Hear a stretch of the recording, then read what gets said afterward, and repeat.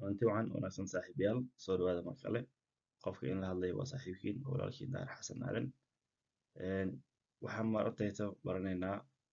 decision trees idin xasuusiyo weli waxaa ku guda jirnaa baybadii performance management maareynta waxqabadka markaasi koorsada ACCA-da maanta marka waxaa baranaynaa conceptiga loo yaqaano decision trees. Decision tree conceptiga waa concept markaas loogu talagalay in uu ka caawiyo go'aan qaadashada. Conceptigan wuxuu ka caawinayaa saddex shay oo meeshan aan ku qoray. Midda koowaad waa inaa maaragtay qaab sawireed u dhigtaa go'aanka ka horyaalay iyo mushkiladii markaas xalinaysay uu wajahayay ganacsigaaga, hay'adaha dowliga ah ama shakhsiyan noloshaadaba. Labo, wuxuu ku tusinayaa tallaabooyinka u baahanta inaad qaadid oo ku aadan go'aankaas aad qaadanaysid. Saddex, wuxuu ku tusinayaa waxyaabaha ka dhalan karo go'aankaas, waxyaabaha ka dhalan karo tallaabooyinka aad qaaday. Marka saddex shay waxaa waaye kow inaad problemkii hab sawir usoo bandhigtid oo mushkiladii aad maaragtay sheeko ka bedeshid oo sawir u bedeshid. Labo, in maaragtay tallaabadii aad qaadi lahayd aad meesha ka aragtid. Iyo saddex, tallaabadii aad qaaday wixii ka dhalan lahaa inaad meesha ka aragtid. Intaas oo kaliya ayaa meesha lagu hayaa waxaanu aragna markaa iyagoo practical ah. Marka decision tree aad sameynaysid dabcan waxaa jiraan stages waxaa waaye marxalada marka decision tree aad isticmaalaysid conceptiga aad u baahan tahay waxaa waaye kow inaad sawirkii aad samaysid. Labo, inaad evaluate garaysid. Evaluate waxaa waaye inaad rogrogtid inaad maaragtay ka shaqaysid xisaab ahaan aad u bedeshid iyo wixii kaga soo baxay inaad maaragtay aad recommend garaysid aad usoo jeedisid soo jeedin aad samaysid. Markii aad evaluationka aad sameynaysid evaluationka waxaa laga bilaabaa dhinaca midig waxaan ugu dhameeyaa dhanka bidix. Marka laakiin aad sawiraysid oo qaybtan koowaad waxaa laga bilaabaa dhanka bidix waxaan ugu dhameeyaa dhanka midig. Waa arki doonaa ayadoo sawir ah. Marka stageka xasuusnow waa sawirka tree-ga. Labo, inaad evaluate garaysid iyo inaad mataqaanaa wixii ka soo baxay aad soo jeedisid oo soo jeedin aad ku dhamaysid. Steps-ka u baahanta marka inaad follow garaysid weli ayana waxaa ka mid ah inaad label garaysid. Waa inaad mataqaanaa marka sawirkii tree-ga aad samaysid oo aad sawirsid mushkiladii inaad mushkiladii aad mataqaanaa labeling aad ku samaysid oo mid kasta magaceeda aad dhowdid magaceeda aad sheegtid iyo outcome points-kana meelaha ka soo baxayna waa inaad iyagana magacoodid. Kan wuxuu ku sharaxayaa still mataqaanaa qaabkii aad u sawiri lahayd maaragtay tree-ga. Waxaanta ugu muhiimsan waxaa waaye waxaa la isticmaalaa probability sida ognahay waxaa waaye waa mataqaanaa waa lacala tusaale lacala laakiin maahan markii xisaab ahaan aad u isticmaalaysid lacala way ka badan tahay. Waa chance maahan waa wax mataqaanaa boqolkiiba imisa camal ah. Marka maahan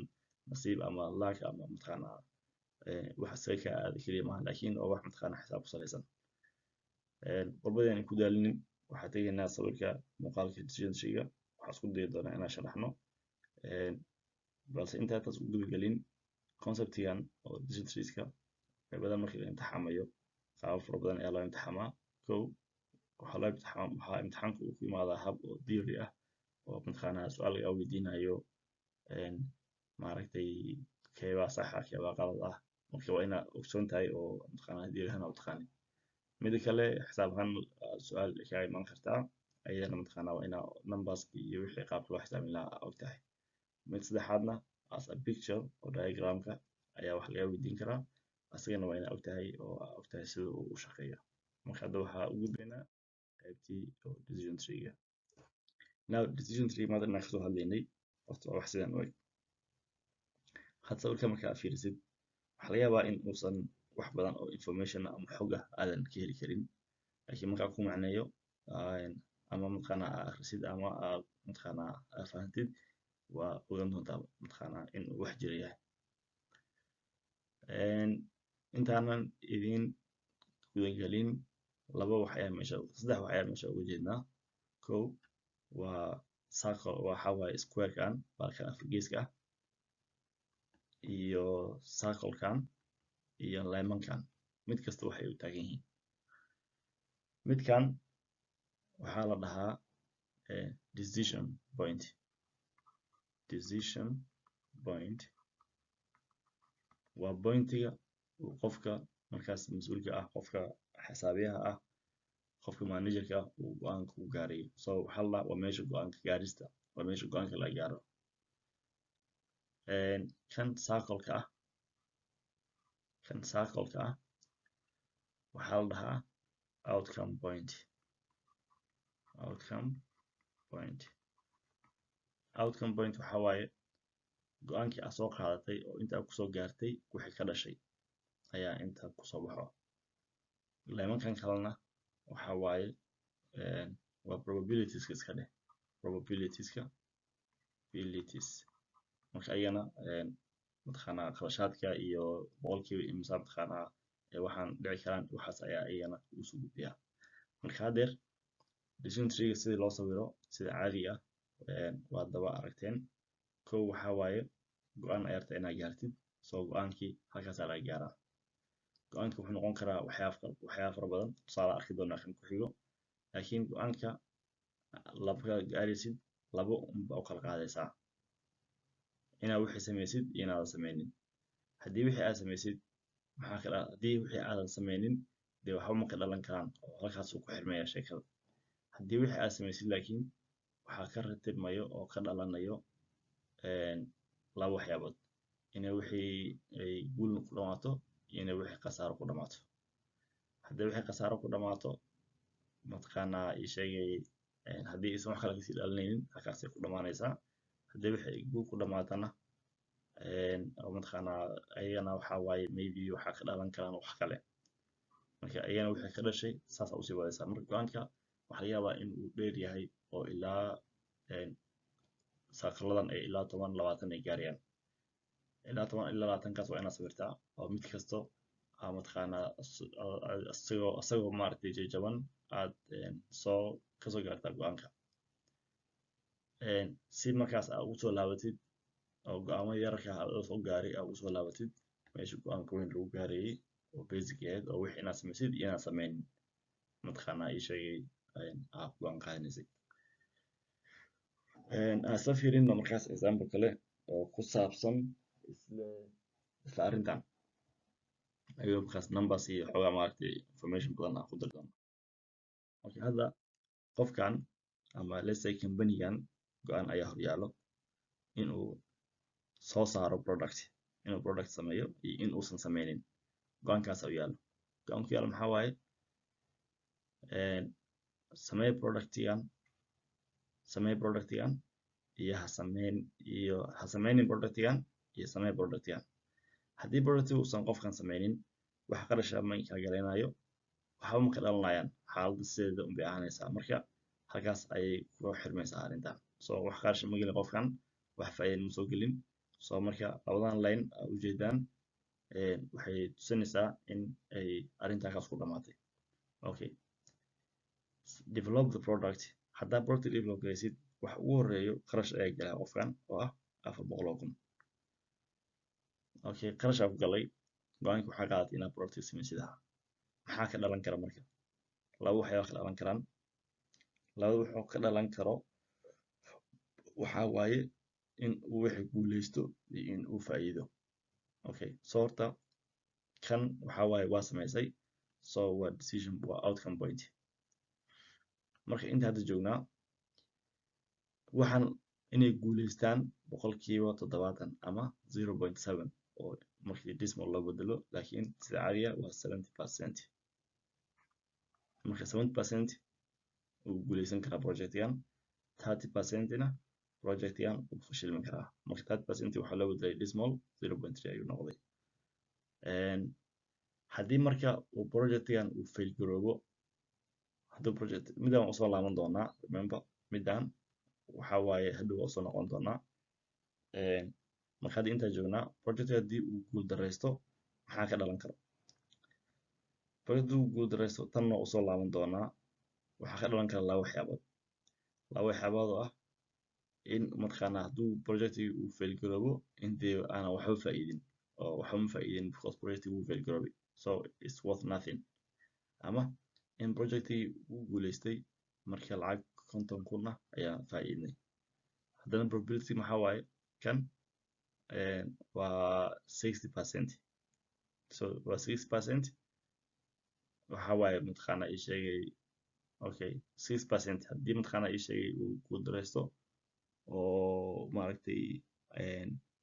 haddii maaragtay waxaa waaye 6% ka mid ah mataqaanaa scrapki waxaas daa iibino waxaa heli karnaa mataqaanaa 6% inaa waxyaabahaas intaa iibino aa ka helno 50,000 haddii kale oo wax naga iibsadaa weynana oo 40% inta ku qarsoon way ka tageen marka ayadana waxaa waaye faa'iido badan marka intaa joognay haddii projectigi uu guuldareysto laba wax ka dhalan karo in wixii kasoo baxay iyo riska aan iibino oo 60% ay suuragal ay tahay oo aan ka faa'iidno 50,000 iyo inaan waxba faa'iidin oo eber meesha kala tagno unbaa ka dhalan karo okay tan aan u imaano marka projectiga haddii uu guuleysto waxaa ka dhalan karo 3 waxyaabood inaan faa'iido waalan oo macaash fiican aan ka helno oo 20% ah 0.2 markaasna lacagta naga soo geli karto ay noqoto 1 milyan iyo in faa'iido mataqaanaa dhexdhexaad ah ka helno oo ayadana 50% suuragal ah lacagta naga soo geli karto 800,000 ay tahay iyo in faa'iido yar mataqaanaa ka sameyno oo 600,000 ah ayadana suurtagalnimadeeda ay 30% tahay waxyaabaha marka intay ka imaanayaan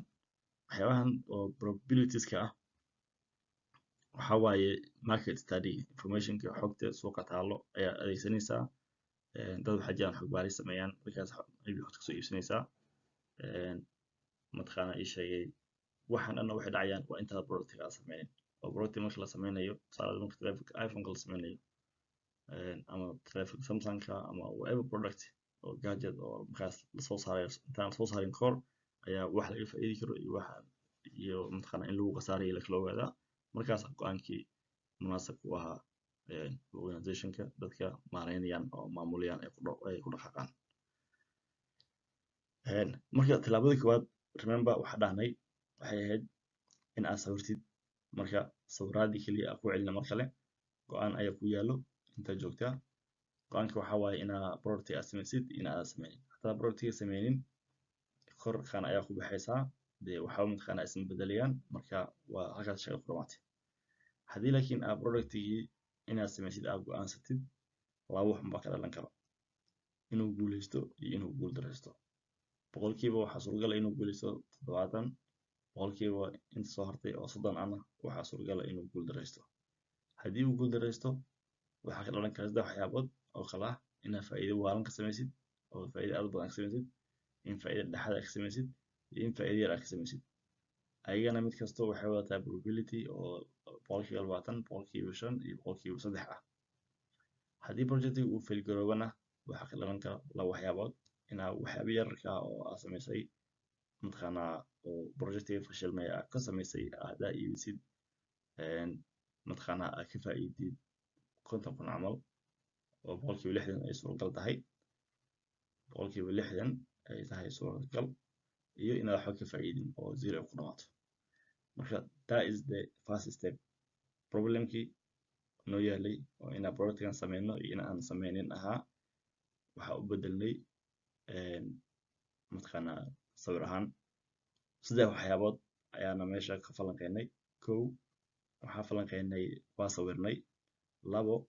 waxaan qeexnay tillaabooyinka qaadi lahayn inaan sameyno inaan sameynin haddaan sameyno maxaa ka dhalan karo mid saddexaad oo waxyaabihii ka dhalan karo go'aankeena ayana waa qeexnay hadda marka mid u dambeysay oo ahayd weli go'aanka maan qaadan intaan sameynayno go'aankii hadda ayaa qaadanaynaa marka remember markaad sameynaynay waxaan ka shaqeynaynay from right to left from left to right dhinacaas u shaqeynaynay laakiin markaa mataqaanaa xalinayno oo mataqaanaa xisaabtii aad maaragtay rabno inaan gunaanadno waxaa kasoo bilaabaynaa dhinacaas dhinacan ayaan usoo shaqeynaynaa okay kow waxaan sameynaynaa ii ogolaada inaan mataqaanaa tirtiro si uu maaragtay uu noogu space noogu yeesho aan ku sharaxno wax yar ii dulqaata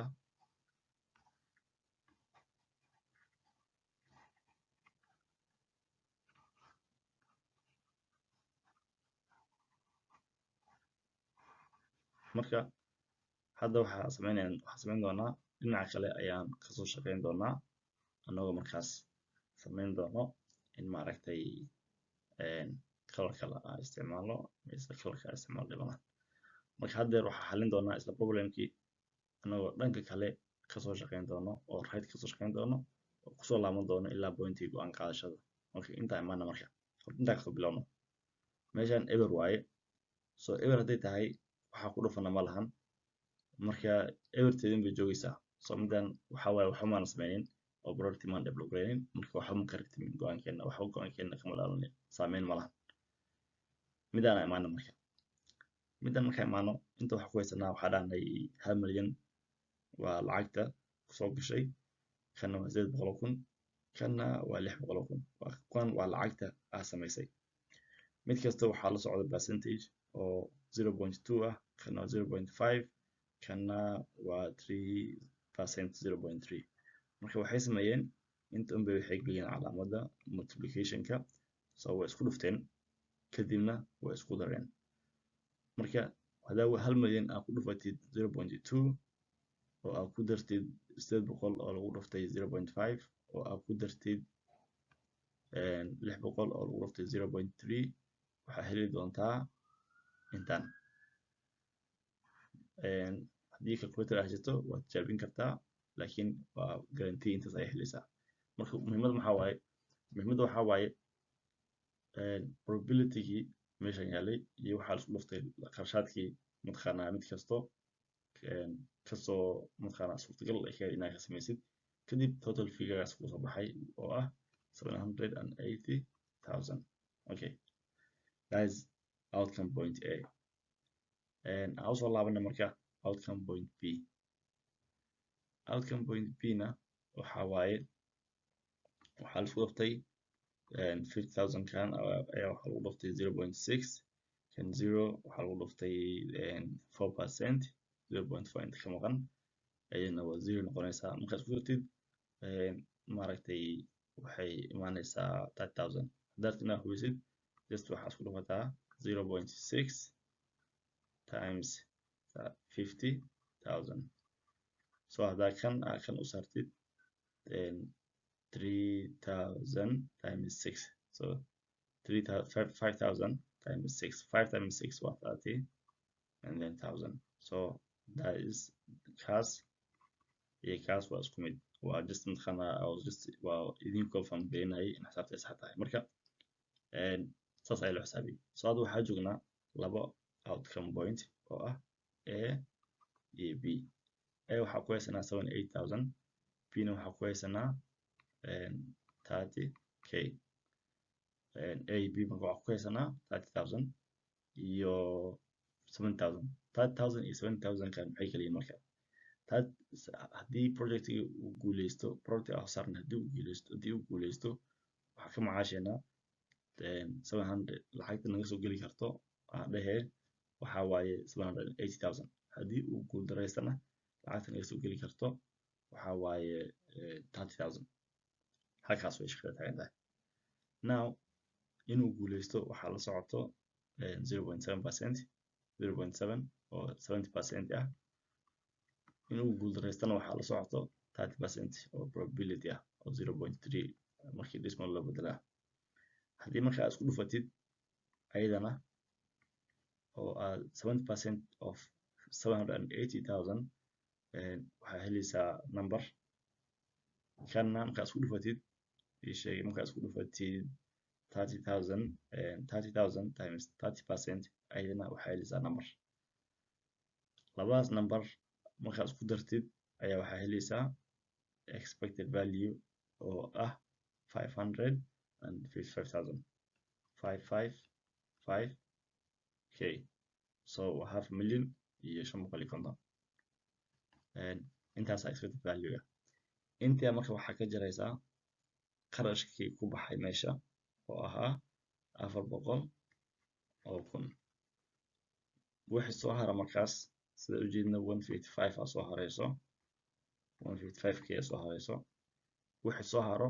ayay tahay faa'iidada the profit marka projectgan waxaa ogaanay from bilowga ilaa dhamaadka haddii aan sameyno waxa dhalan karo haddii aan sameynin waxa ma faa'iideyno dee meeshayna jooginaa haddii aan sameynana inuu guuleysto inuusan guuleysan haddii uu guuleysto waxaa faa'iideyno haddii uusan guuleysanin waxaa faa'iideyno iyo qarash naga baxayo marka waxaan isku xisaabinay waxaa ogaanay in projectgan sameyntiisa projectgan ay ka faa'iidi karno 155,000 camal taasna ay u tahay ganacsiga ama hay'adda dowliga ama mataqaanaa organizationka ama charityga whatever mataqaanaa markaas maalinaysid inay u tahay faa'iido because wax kasta oo markaas soo galo waa mataqaanaa dee waa faa'iido marka go'aanka aad qaadanayso wuxuu noqonayaa in productiga aad develop garaysid haddii marka in short soo koobo markii aan sameynaynay product markaan sameynaynay decision tree-ga dhinacaan ka shaqeynaynay markaan xalinaynay dhinacaan ayaan u shaqeynaynay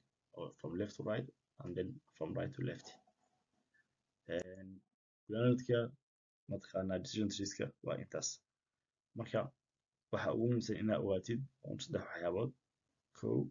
inaad decision tree markaad sameynaysid inaad geedkii aad sawirtid markaad geedka sawiraysidna uu leeyahay dhowr waxyaabood kan waa meesha go'aan qaadashada waa meesha koowaad laba kanna waa outcome pointiga waxaana ogaataa inuu isticmaalo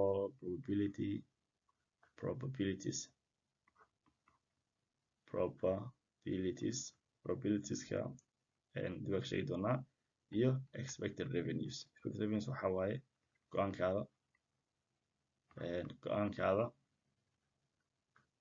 mataqaanaa waxa mataqaanaa qarashaadka ka soo xaran karo waxaan u baahannahay inaan multiplication inaan sameyno iyo in aan fahanno sida hawsha u socoto inta ayaan kusoo koobayaa mataqaanaa conceptii decision trees-ka waxaa jiro waxa loo yaqaano perfect and imperfect information ayadana waxaan isku dayaynaa in aan muuqaalka kan ku xigo aan markaas wax un ka dhaxno waa ku mahadsantihiin daawashadiina haddii aad tahay arday danaynayo in uu koorsadan sameeyo interventionka aad sameynay hor u daawo haddii qayb badan hadda aad sameynaysid qayb badan sababta aan u sameynayo idinla wadaagayo wax kale maahan waxaa waaye qayb waxoogaa dhib badan ardayda inta badan way kusoo laabataa waxaana maaragtay ay xiriir leedahay ilaa 4-5 qayb oo kale oo isla kooska ah marka haddii qayb badan aad fahantid oo qayb badan maaragtay conceptyaasha ku jiro aad si fiican fahantid hadhow qaybooyinka mataqaanaa financial managementiga iyo advanced financial management iyo advanced performance management iyo management accounting oo shanta qayba iyo ayad marka ugu dareeshan isku yihiin waxa dhan ayaa waxay u tahay maaragtay qaybada isku hayso oo qaybada maaragtay oo xogteeda informationkeeda maaragtay qaybooyinka lamaan ay u baahan yihiin marka sida idin maaragtay ku sheegay horay markii ii saamaxdo oo maaragtay waqti aan u helo waa sameyn doonaa qaybooyin kale waana mahadsantihiin daawashadiina waan iska soconaynaa aad ayaan idin salaamayaa